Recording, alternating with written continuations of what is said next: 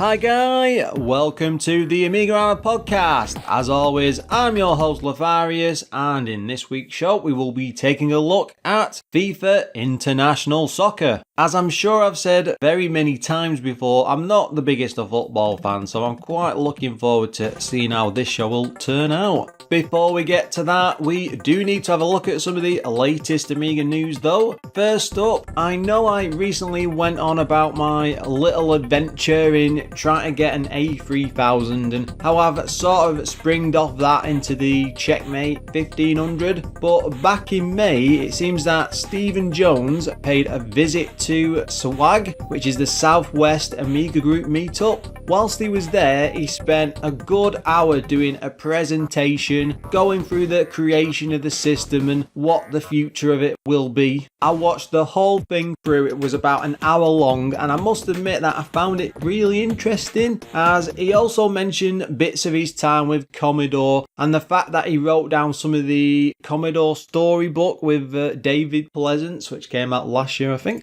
Very good read, go and buy it. Anyway, the whole show made for a really good, entertaining hour, so if you have some spare time, just follow the link in the show notes, I'd well recommend it.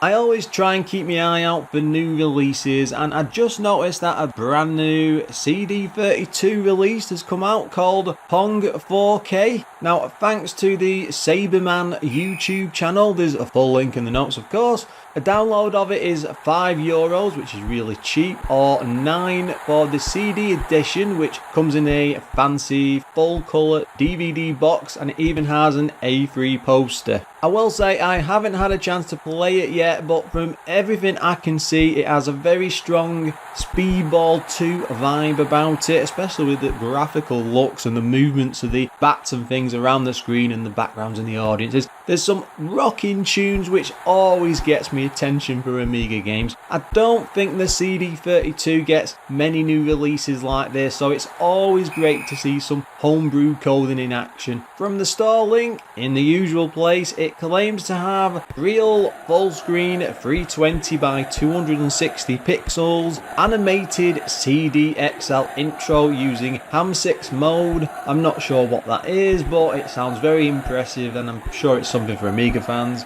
Also has up to 4 players simultaneously, 3 different game modes and in-game music with a form of audio CD tracks, and finally lots of parallax scrolling, which is always a plus. It might just be the ultimate version of Pong, so I'd well recommend you guys go and look it up.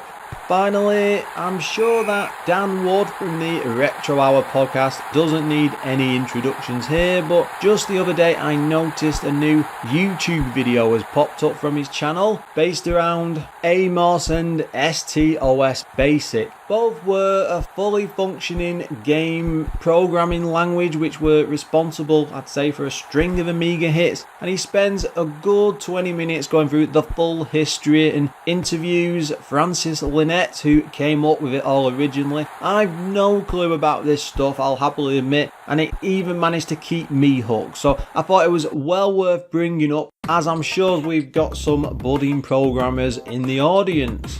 I think that just about wraps it up for the news, so I hope you lot have got your football caps on, cause it's time for some FIFA.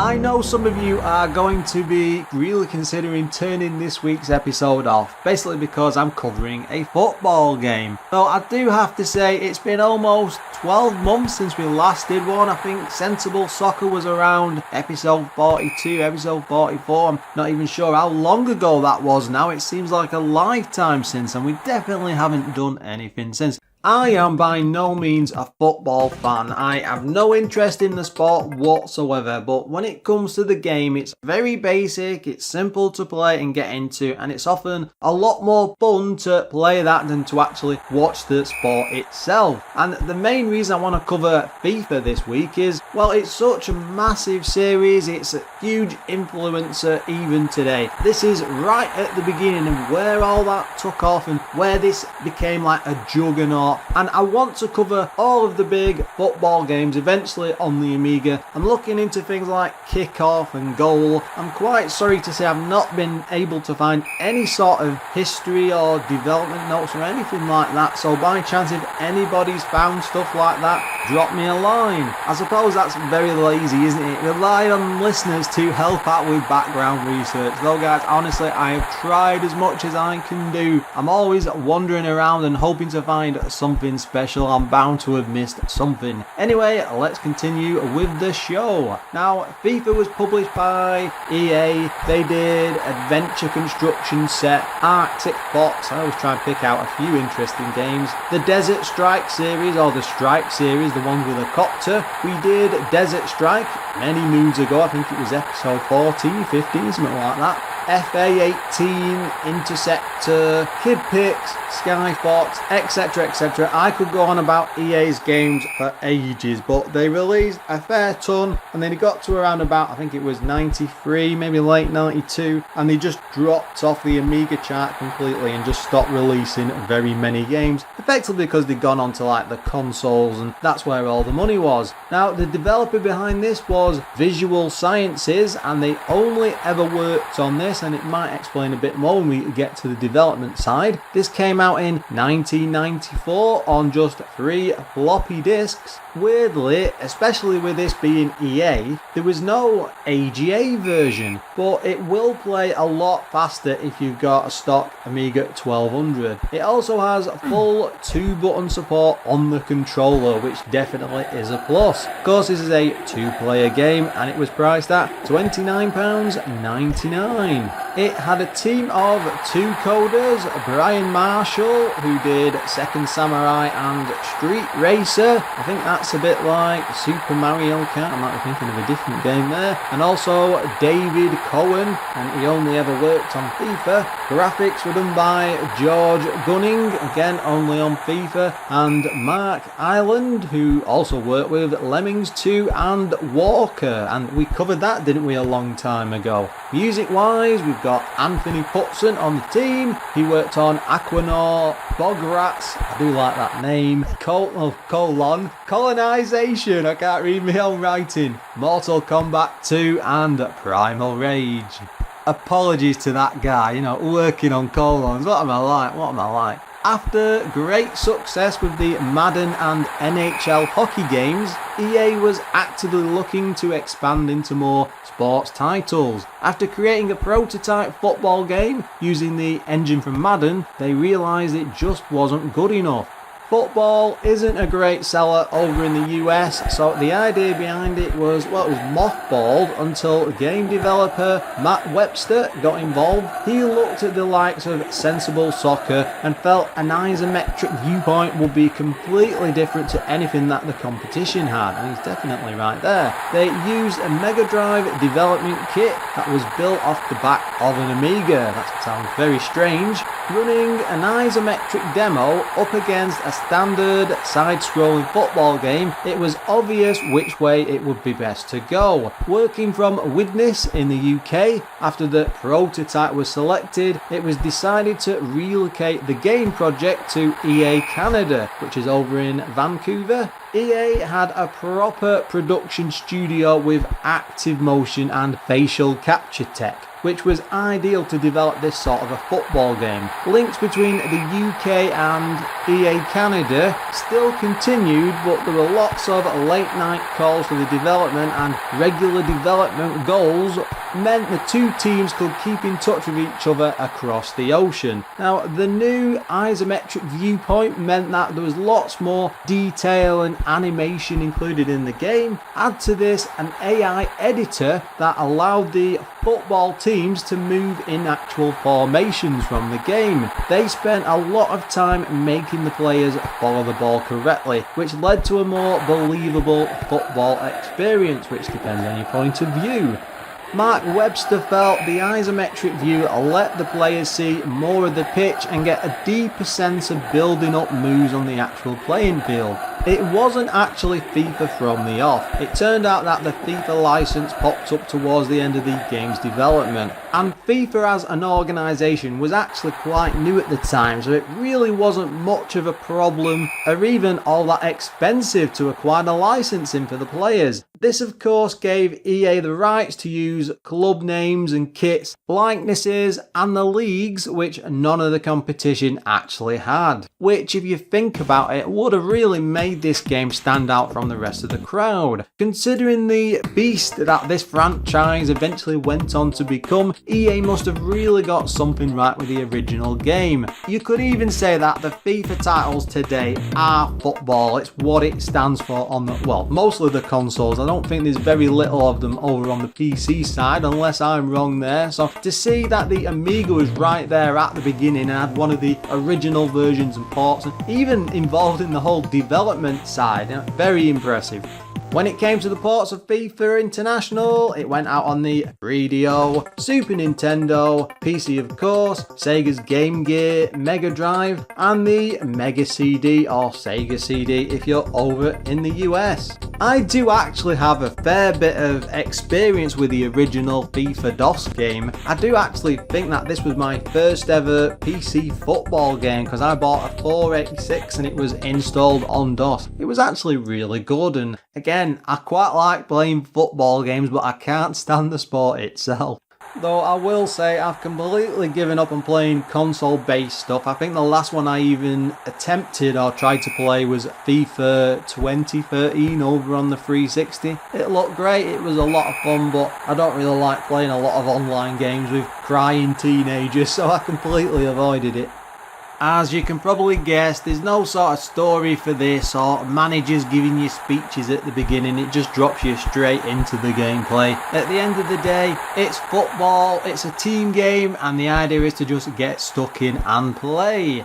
After going through all of the options and settings on the menu screen, which also lets you select which mode you want to play the game in, it pretty much just plonks you down straight on the pitch. That then lets you have a coin toss, which of course lets you flip a coin to choose who kicks off with the ball first or which half to play from. I always prefer playing top to bottom, but it does reverse this in the second half, so it's always best to get the ball first if you can, because that will give you a chance to score some goals first before it all gets manic. The whole pitch is presented in a 3D isometric view with a sprite-drawn crowd that watches from behind barriers without any sort of movement whatsoever. All of the pitch lines and players are fully drawn animated sprites, with both sides having their own unique colour kits depending on the team that you selected at the beginning. If you haven't played football before, it's just a matter of booting the ball to the other goal, getting it past the goalie and scoring a goal. And for all of you football fans listening, no, there is no offside rule.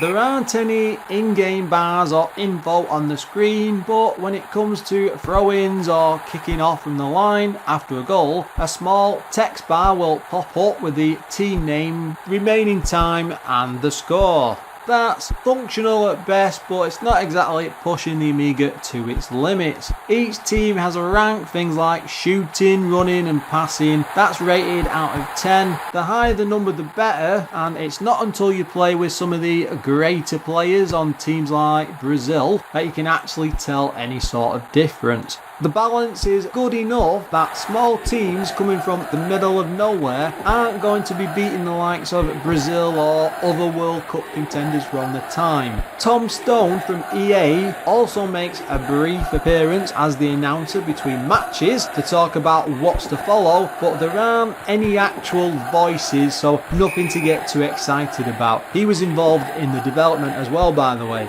This is still early days for football games, folks, so none of the huge sponsorships or over-the-top voicing and licensing and faces has even come close to this yet. When it comes to the controls, FIFA will use a second button if you have one available, but even with a single button press, it does a relatively good job, I thought, of using moves to boot the ball around the pitch. A slight tap will pass it around, whilst longer presses will add some distance. Moving the stick off in a direction will kick the ball over and past, hopefully, the goalie's hands. Tackling others is just done with a simple ball tap, but you still need to be careful not to foul the other person unless you switch that off in the options. I will say this doesn't control like kick-off or sensible soccer. It needs a lot less skill to play. The ball is stuck to your player's feet once you collect it, meaning you can perform some nifty tricks as you circle other players or try to avoid being tackled. In the options, you can set things like formations and overall team strategy, as well as the starting lineup, but there's no market or team management mode really, so it's all a bit pointless. Just a set of basic options that won't really do much for most people, but fun if you want to try and match to a team of the time. There's also a few game modes thrown in like league, playoffs, tournaments and exhibition mode, which just help extend the game. It does have a 2-player mode as well for these, which is a must for football games. And to be honest, I would have been really worried if they did not include one at all. This is readily available to play on Amiga Live, so if anyone fancies giving it a go, you can try booting the ball around the pitch. Thankfully, there's a password system included, so if you want to save the game and not cancel any of the game modes that you're in, you can do that. I really have to talk about the isometric 3D look of the pitch because it really is fantastic. Up until now, most of these football games were just top-down or side-to-side views. They've really kicked the ball out of the ground with this look. Matches are convincing and as close to real life as you could get at this point. The players are fully animated sprites that look almost 3D-like and move really well in relation to where the ball is placed. It even had me doubting whether or not this was actually on the Amiga. It just actually looked that good. It's by no means perfect though, as the players are sadly all cut and paste jobs. There's not even a chance to change the hair colour. But at the same time, being such an early game and working alongside that isometric viewpoint, it does achieve an awful lot more with the graphics than anything else I've seen on the Amiga so far. And for that, it does deserve a lot of praise. When it comes to things like throw-ins from the sides or corner kicks, there's a neat little preview window of the area around the player whilst the main camera is focused elsewhere. Now that might not sound like much, but when you think about it and see it in action, it's actually really quite technically impressive, if that's the right thing to say. One thing I did notice was there were an awful lot of brand names dotted around the pitch. Quite funny to think that the likes of Panasonic and Adidas had already started to pay for adverts in football games even then. Yep, you can't escape from them, even from the off they were starting to appear. When it comes to the sound, this really has some fantastic opening music that takes full advantage of the Amiga stereo. It jumps back and forth between the two speakers and it impressed me no end, and you even get the EA Sports voice in all its glory. EA Sports, it's in the game. That is ingrained into my memory. When it comes to other sound effects, there's not much beyond the in-game chants from the crowds and then a few cheers dotted throughout. They get really excited the closer you get to the ball and seem to respond to situations, but if you listen to the generic crowd noise, it's just a few seconds on loop with lots of people cheering. I think most football games were doing stuff like this back then, and as things like CD drives became more and more prevalent and used in a lot more games, it was a lot easier to spread these type of samples out and have different sounding sounds. It's a bit of a simple crowd system, but it's definitely great for pulling you into the match and action. It makes it feel a lot more alive than it actually is. At the same time, a lot of the other football games just couldn't do this whatsoever. I do seem to be putting a lot of praise on this, but we do need to have a look at some of the game's problems. First up, yes, it looks incredible and it captures the excitement of playing in 3D, but there seems to be a slight judder to the graphics. It's almost as if it's missing a frame as the screen moves around the pitch. You will get used to it though, and the game definitely doesn't run silky smooth, even on the most souped up powerful Amiga I could try on via emulation. It did leave me wishing that they could have done just a little bit more to solve this frame issue. Looking into the game, one thing I did discover, there's a cheat that lets you kick the ball into the back of the net every single time. I was aware of this right from when I first played it, even as a kid, but I decided not to touch that at all whilst I was playing it for the show. One other issue I had is the crowd just sits there no matter what happens on the pitch, which is a bit disappointing really. I would have preferred them to go the extra mile and stick a few moving sprites in there just to make it look a bit different. But they're all just cut and paste characters. It's really easy to see the same people sat in the same spots thanks to the limited view at the back. Players suffer from this too, as there's either white or black skins but no mixed teams oddly from what I could see. Let's have a look over at the magazine scores. The One gave this 87%, Amiga Action 79%, Amiga Computing 68%, CU Amiga at 50% and Amiga Power at 76%. Yeah, those scores are all over the place and rightly so. This is such a mixed bag of balls, it just never seems quite able to pull it all together. But that doesn't mean it doesn't have its good points. The ball sticking to your feet is actually quite fun in this, as it feels a lot more light-hearted than any of the sequels. Sadly, that all seemed to get stripped out as it went on to spawn a global, world-destroying serious franchise. The judder and frame skip is annoying when you first start to play, but after a match or two I found I really started to get used to it. It only really stood out when I focused on it closely, but it really doesn't help when you're just trying to play. FIFA was really pushing the envelope for 3D isometrics though on the Amiga, and I'd like to have seen what a few other sequels could have managed later on down the line. I suppose that's if the Amiga itself had just a couple more years of life left. Don't forget, this is quite a late release. What was it, 1994? The Amiga was at death's door by this point, and Commodore was definitely falling to pieces, so it's understandable why EA didn't bring any more over to the Amiga. What you're left with is a playable but average football game. I can certainly see why EA were trying to get this out on every system going, because they were really quite good at becoming port producers even back then.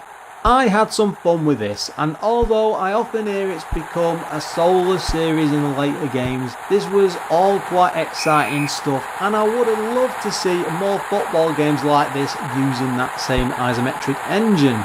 There are of course better versions of FIFA International Soccer out there for sure, and for me I'll always go back to the Mega Drive edition just because it doesn't have the judders on screen. Its biggest problem though is that EA stuck this game on just so many different systems that when a gamer comes to pick up a single one, they aren't going to go for something with frame skips but a much smoother one to play. And with things like STOS on the Amiga already, why would people even bother with this? The judders you see, they must have been down to some sort of hardware limitation, but I suspect with just more development time, they could have solved it as an issue. It's just the joys of rushing games to market to meet deadlines, I guess. This is no Sensi beta, and I doubt Sensible Software are even worried when they first played it, as the playability just isn't here. Bit sorry to say, that leaves FIFA as an almost there, but it just doesn't do enough to get it past the goal line despite its best attempts to huff the ball into the back of the net. Hang on a minute, am I really doing football analogies? God, I think I need to go and lie down. Well, it seems like it's about time to wrap everything up. If you'd like to comment on anything you've heard today, or even want to come up with some recommendation for future episodes, you can drop me a line on Twitter, which is @AmigaRamaPod, or even use snail mail and send me an email, which is lorfarius@amigarama.com. We also have a quite active Facebook page over on facebook.com/AmigaRama. I do post quite a lot of pictures and videos and things on there, and there's always some sort of discussion going on. Well worth having a look.